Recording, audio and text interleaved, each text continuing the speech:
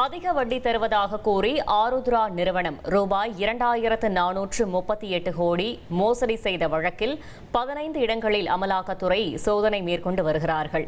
மேலும் விவரங்களை செய்தியாளர் சாலமன் வழங்கிட கேட்கலாம். சாலமன், வணக்கம். இந்த சோதனை தொடர்பான முழு தகவலை சொல்லுங்க. ஆருத்ரா கோல்ட் மோசடி தொடர்பாக மொத்தம் 15 இடங்கள்ல அமலாக்கத்துறையினர் இன்று காலை முதலே சோதனையில் ஈடுபட்டு வருகின்றனர்.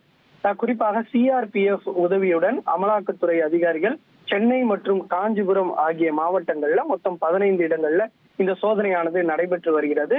இன்னும் கூடுதலாக இடம் அதிகரிக்கும் எனவும் அமலாக்கத்துறை வட்டாரங்கள் தரப்புல தெரிவிக்கப்பட்டிருக்கிறது. குறிப்பாக கடந்த சில மாதங்களுக்கு முன்னதாக, ஒரு வருடங்களுக்கு முன்னதாக ஆருத்ரா கோல்ட் ட்ரேடிங் மோசடி அதிக வட்டி தருவதாக கூறி பல பொதுமக்களிடம் பணத்தை பெற்று மோசடி செய்தனர். குறிப்பாக 2438 கோடி ரூபாய் அளவுல இந்த ஆருத்ரா கோல்ட் ட்ரேடிங் நிறுவனம் மோசடி செய்தது.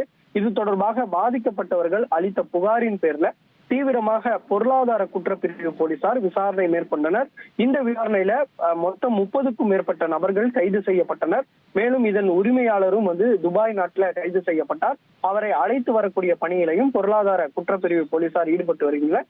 இந்த நிலையில இந்த வழக்குல அவர்கள் வெளிநாடுகள்ல முதலீடுகள் பல பணத்தை செய்திருப்பதால அது கண்டுபிடிக்கப்பட்டது இந்த விசாரணையின் போது.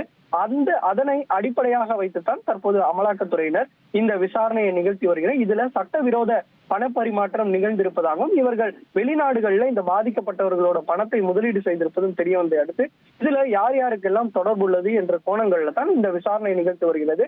அதன் பேர்ல தான் இன்றும் சோதனை நிகழ்த்தப்பட்டு வருகிறது. குறிப்பாக மடிப்பாக்கத்துல நடைபெற்று ஒரு தனியார் குடியிருப்புல நடைபெற்று வருகிறது. அந்த பானுமதி என்பவரோட வீட்டுல தான் நடைபெற்று வருகிறது. இவரது மகன் மோகன் என்பவர் கடந்த சில வருடங்களுக்கு முன்னதாக இந்த ஆருத்ரா கோல்ட் ட்ரேடிங் நிறுவனத்துல நிர்வாகியாகவும் ஒரு இயக்குநராகவும் செயல்பட்டு வந்திருப்பதும், ஏற்கனவே இவரது வீட்டுல அமலாக்கத்துறையினர் சோதனை மேற்கொண்டு பல முக்கிய ஆவணங்களை கைப்பற்றிய நிலையில அடுத்த கட்டமாக மீண்டும் தற்போது இந்த சோதனையானது நிகழ்த்தப்பட்டு வருகிறது. அவரை அழைத்தும் இந்த விசாரணை நிகழ்த்தப்படும் எனவும் அமலாக்கத்துறை வட்டாரங்கள் தரப்புல ஒரு தகவலானது தெரிவிக்கப்பட்டிருக்கிறது.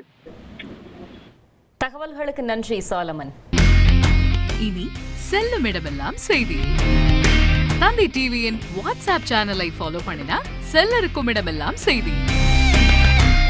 இதோ QR கோட் இப்பவே ஸ்கேன் பண்ணுங்க, ஃபாலோ பண்ணுங்க.